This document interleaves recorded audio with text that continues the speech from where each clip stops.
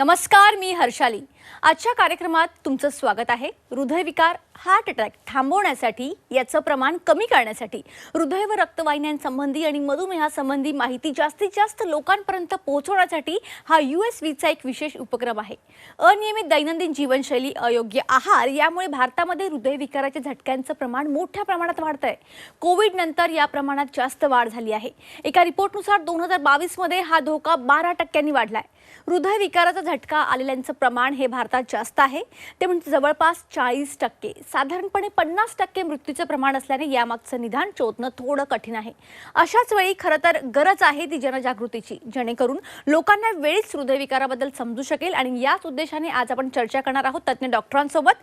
त्यासाठी आपल्यासोबत जोडले गेलेले आहेत डॉक्टर मनोज चोपडा, डॉक्टर संभाजी शिवाजी राऊत आणि त्यांच्यासोबतच doctor Vikrant vision.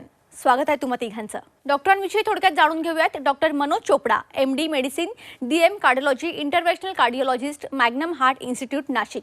Doctor Sambhaji Shivaji Raut, DNB cardiology, MD medicine, interventional cardiologist, super speciality heart centre, Solapur. Doctor Vikrant Vijan यांच्याबद्दल थोडक्यात जाणून घेऊयात. Doctor Vikrant Vijan, DM cardiology, AIIMS Kochi, MD medicine, Puducherry सुवर्णपदक विजेता, interventional cardiologist, Vijan hospital and research centre, Nashik येथे ते असतात.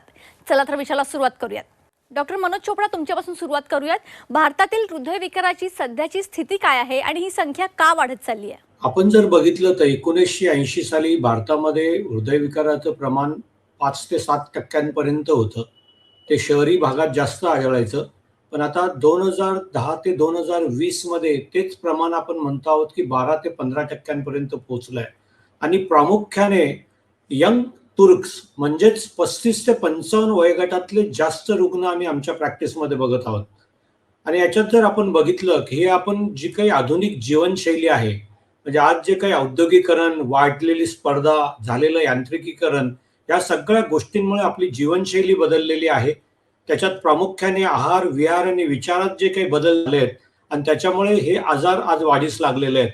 त्याच्यात आपण जर बघितलं की भारतीय लोकांमध्ये पोटाचा घेर जास्त वाढतो आणि त्याच्यामुळे सिंड्रोम X म्हणजेच तुमची वाढलेली शुगर, वाढलेला रक्तदाब आणि स्पेसिफिक अशी चरबी म्हणजेच LDL कोलेस्टेरॉल आणि ट्रायग्लिसराइड्स, हे जे दोन LDL आणि ट्रायग्लिसराइड ज्यांना आपण बॅड आणि अगली कोलेस्टेरॉल म्हणतो, याचं वाढलेलं प्रमाण आणि याच्यामुळे तुमच्या नसांच्या अस्तरांमध्ये जास्त ब्लॉकेजेस तयार होत आहेत. आणि बेसिकली हे आपल्या जीवनशैलीमुळे डायबिटीज, उच्च रक्तदाब आणि त्याच्यामुळे होणारे हृदयविकाराचा झटका वाढीस लागलेला आहे. आणि सगळ्यात महत्वाचं म्हणजे वाढलेला जाडेपणा, त्याच पद्धतीने मानसिक ताणतणाव हा पण एक महत्वाचा घटक आहे. वाढलेल्या स्पर्धेमुळे आज आपण जर बघितलं की प्रत्येकाचं जीवन एक धावपळीचं झालेलं आहे.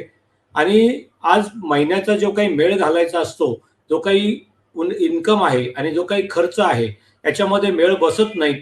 आणि त्याच्यामुळे प्रामुख्याने 35 ते 55 वयोगटातच आपण आपल्या सर्व गोष्टी, म्हणजे आपल्या करिअरमध्ये आपल्याला सेटल व्हायचं आहे, आपल्या मुलांचं एज्युकेशन आहे, आपल्याला घर बनवायचं आहे, या सगळ्या गोष्टी करण्यामध्ये जी काही आपली धावपळ होते, त्याच्यामुळे सुद्धा तुमच्या शरीरामध्ये डायबिटीज आणि उच्च रक्तदाब किंवा इन्शुलिन रेझिस्टन्स सिंड्रोम, म्हणजेच इन्शुलिन चांगल्या पद्धतीने सिक्रेट होत नाहीत, बाकीच्या हॉर्मोन्समध्ये पण चेंजेस होतात आणि याच्यामुळे हे आजार वाढीस लागलेले आहेत. फार मोठा ताणतणाव कधीतरी येतो, पण आज रोजच्या जीवनामध्ये सकाळीपासून रात्रीपर्यंत छोटे छोटे जे ताणतणाव असतात, जी काही निगेटिव्हिटी तयार होते, त्याच्यामध्ये तुमची हृदयाची गती आणि रक्तदाबाचे फ्लक्च्युएशन्स होतात आणि त्याच्यामुळे तुमच्या शरीरामध्ये ॲड्रेनालिन, नॉरॲड्रेनालिन जास्त सिक्रेट होतं. त्याच्याने हृदयाची गती वाढणे, रक्तदाब वाढणे आणि या सगळ्या गोष्टींमुळे तुमच्या हृदयाच्या नसांमध्ये रक्तपुरवठा करणाऱ्या ज्या काही 3 नसा आहेत, करोनरी आर्टरी, याच्यामध्ये प्लेक तयार होतो आणि हाच प्लेक पुढे हळूहळू वाढतो आणि तो अचानक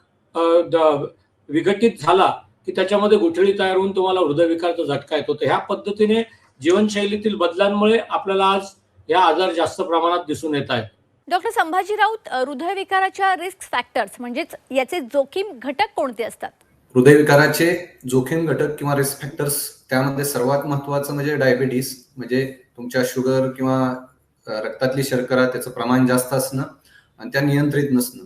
दुसरं कारण म्हणजे रक्तातलं कोलेस्ट्रॉलचं प्रमाण, जे चोप्रा सरांनी सांगितलं त्याबद्दल, ज्याला आपण बॅड कोलेस्ट्रॉल म्हणतो, ते LDL कोलेस्ट्रॉलचे घटक जास्त असणं हे हृदयविकारासाठी कारणीभूत असतं. त्यासोबत उच्च रक्तदाब, म्हणजे ब्लड प्रेशर किंवा हायपरटेन्शन ते नियंत्रित नसणं, वजन जास्त असणं, त्यातल्या त्यात पोटाचा घेर जास्त असणं, त्याला आम्ही म्हणतो की ॲब्डॉमिनल ओबेसिटी. धूम्रपानामध्ये तंबाखू किंवा इतर तंबाखूजन्य पदार्थांचं सेवन करणं, सिगारेट स्मोकिंग, सिगारेटचा वापर करणं, मद्यपान जास्त प्रमाणात करणं, शारीरिक हालचाल कमी असणं किंवा व्यायाम नसणं, त्याला आम्ही फिजिकल इनॅक्टिव्हिटी म्हणतो. आहारामध्ये प्रोसेस्ड फूडचं प्रमाण जास्त असणं, मैदा किंवा बेकरीचे पदार्थांचं सेवन जास्त असणं, शुगरचं प्रमाण जास्त असणं, तेलांचं प्रमाण, कोलेस्ट्रॉल युक्त किंवा फॅटी फूड जे म्हणतो आम्ही, तेल, तूप, म्हशीचं दूध, मांसाहार अशा पदार्थांचं जास्त सेवन करणं. आणि सर्वात महत्वाचं नवीन काळातील जो घटक आहे तो मानसिक ताणतणाव.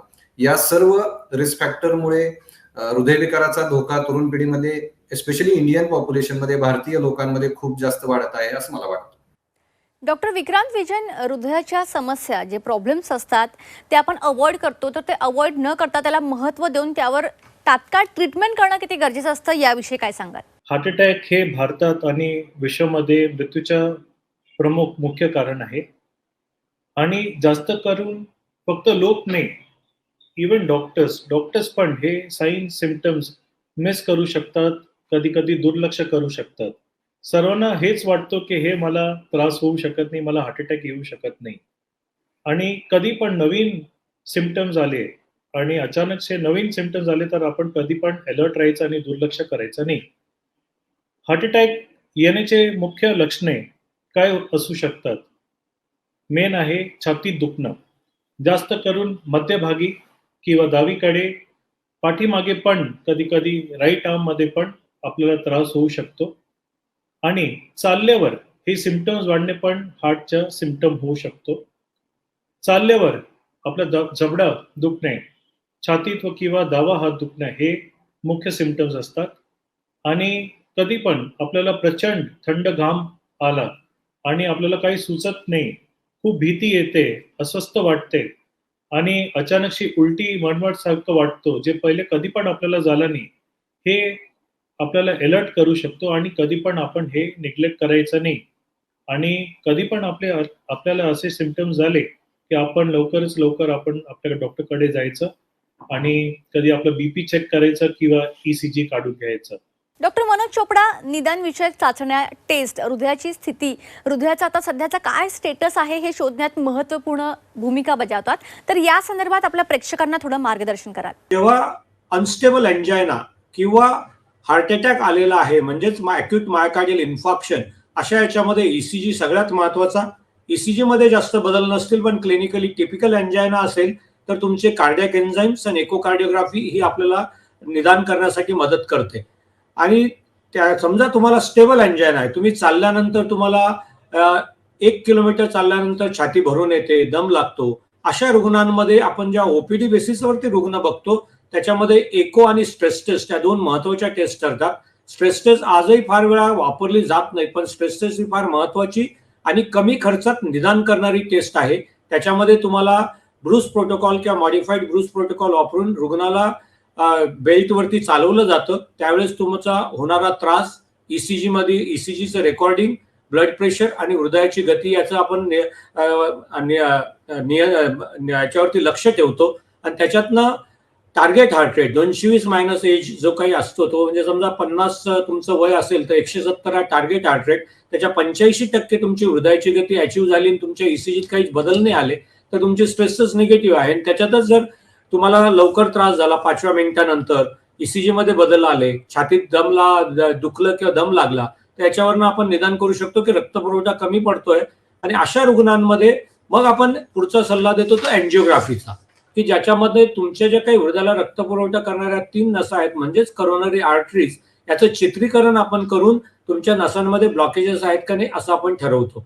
तर अशा पद्धतीने ह्या वेगवेगळ्या टेस्ट आपल्याला हृदयविकाराचं, झटक्याचं किंवा क्रॉनिक स्टेबल एंजायना, म्हणजेच तुम्हाला चालल्यावरती दम लागण्याचा प्रवाह असेल तर त्याचं निदान करण्याकरता, स्टेबल किंवा अनस्टेबल एंजायना याचं निदान करण्याकरता ते मदत करतं. तर स्थिर आणि अस्थिर आजार आणि त्या पद्धतीने आपण चाचण्या ठरवून रुग्णाचं निदान करतो. डॉक्टर संभाजी राऊत, हृदयविकाराच्या सुरुवातीच्या टप्प्यात निदान झालेल्यांसाठी उपचाराचे मार्ग कोणते आहेत याविषयी थोडं सांगाल? हृदयविकार ज्यावेळेस चालू होतो तो प्रत्येक वेळी हार्ट अटॅक नसतो. हार्ट अटॅक यायच्या अगोदर ज्या गोष्टी असतात त्यामध्ये सर्वात महत्वाचं असतं की आपल्याला काही प्रमाणात, जसं सरांनी सांगितलं की क्रोनिक स्टेबल अँजायना म्हणजे स्थिर करोनरी आर्टरी डिसीज असेल तर त्यामध्ये सर्वात महत्वाचं असतं ते शुगर, ब्लड प्रेशर, कोलेस्ट्रॉलचं प्रमाण नियंत्रित करणं, मानसिक ताणतणाव कमी करणं, जीवनशैलीतले आहारातले बदल करणं, त्यामध्ये कमी तेलाचे पदार्थ खाणं, कोलेस्ट्रॉलचं प्रमाण कमी करणं, वजन नियंत्रित करणं, रेग्युलरली व्यायाम करणं, धूम्रपान बंद करणं व मद्यपान कमी प्रमाणात करणं. पण एकदा का हृदयविकार झालाय असं त्याचं निदान झालं असेल आणि हृदयविकार जर अस्थिर असेल म्हणजे त्याला आम्ही अॅक्यूट कोरोनरी सिंड्रोम किंवा अनस्टेबल अँजायना म्हणतो, तर त्या रुग्णांमध्ये लवकरात लवकर एन्जिओग्राफी करून ब्लॉकेजेस किती प्रमाणात आहेत ते पाहून त्याच्यानुसार उपचार करणं गरजेचं ठरतं. जर समजा एन्जिओग्राफीमध्ये ब्लॉकेजेस जास्त प्रमाणात आढळून आले तर कधी कधी पेशंटला बायपास किंवा ओपन हार्ट सर्जरी करण्याची गरज भासू शकते. काही रुग्णांमध्ये ब्लॉकेजेस समजा छोट्या स्टेजेसमध्ये असतील किंवा फोकल ज्याला लिजन म्हणतो की लांबी जास्त नसेल आणि स्टेंट टाकणं पॉसिबल असेल तर अशा रुग्णांमध्ये एन्जिओप्लास्टी करण्याची आवश्यकता भासते. कधी कधी विना बायपास, विना एन्जिओप्लास्टी सुद्धा हृदयविकाराचे आजार औषध गोळ्यांनी नियंत्रित केले जाऊ शकतात. एस्पेशली लहान रक्तवाहिन्यामध्ये असलेले आजार, रक्ताच्या गुठळ्याचे असलेले आजार, कमी वयामध्ये असलेले आजार यांवर औषध गोळ्यांनी सुद्धा नियंत्रण केलं जाऊ शकतं. डॉक्टर विक्रांत विजन, CPR हे जीवन वाचवणारं कौशल्य आहे. तुम्ही त्याचे महत्त्व आपल्या प्रेक्षकांना थोडं सविस्तरमध्ये सांगू शकाल का, जेणेकरून ही प्रोसेस कशा प्रकारची असते? खूप इम्पॉर्टंट आहे की CPR म्हणजे कार्डिओपल्मनरी रिससिटेशन याची माहिती, गरजची माहिती सर्वांना असायला पाहिजे. हे जरुरी आहे की 9 वर्षाचे बाळ असले त्यांना पण आपण हे माहिती देऊ शकतो आणि ते CPR देऊ शकतो, हे सर्वांना माहिती असायला पाहिजे. CPR शी आपण जीव वाचवू शकतो. CPR जर आपण बरोबर टाइमवर दिला तर आपण मेंदूला परमनंट डॅमेज थांबवू शकतो. इम्पॉर्टंट आहे की जर आपल्याला आपल्या पुढे कोणी पण पेशंट बेशुद्ध पडला तर कधी पण आपण बघायचं की ते श्वास घेऊ शकतो की नाही, त्याचा पल्स आहे की नाही, त्याची चेस्टची मुवमेंट बरोबर होत आहे की नाही.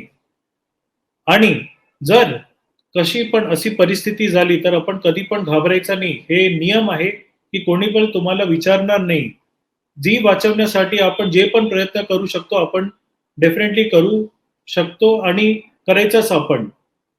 तो CPR म्हणजे जेव्हा पण अशी परिस्थिती झाली की पेशंट श्वास घेत नाही आणि त्याचं हृदय थांबलं तर आपण त्याचं एअरवे म्हणजे ते श्वास घेतोय की नाही, ब्रीदिंग चांगलं आहे की नाही आणि चेस्ट पल्स बरोबर आहे की नाही, त्याचे काहीतरी स्टेप्स असतात.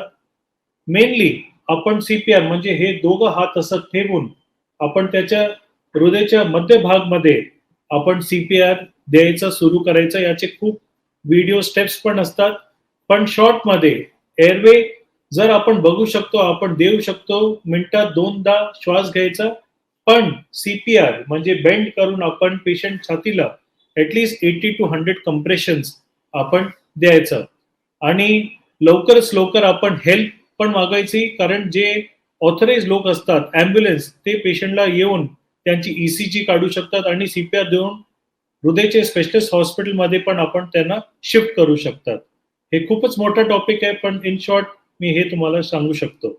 डॉक्टर मनोज चोपडा, कार्डियकचा झटका आणि हृदयविकाराचा झटका यामध्ये नेमकं काय डिफरन्स आहे आणि आपत्कालीन परिस्थिती आपण कशी ओळखू शकतो आणि CPR आपण कधी करू शकतो याविषयी काय सांगाल? आज विक्रांतने जसं सांगितलं की कार्डियाक अरेस्ट म्हणजेच हृदय बंद पडणे.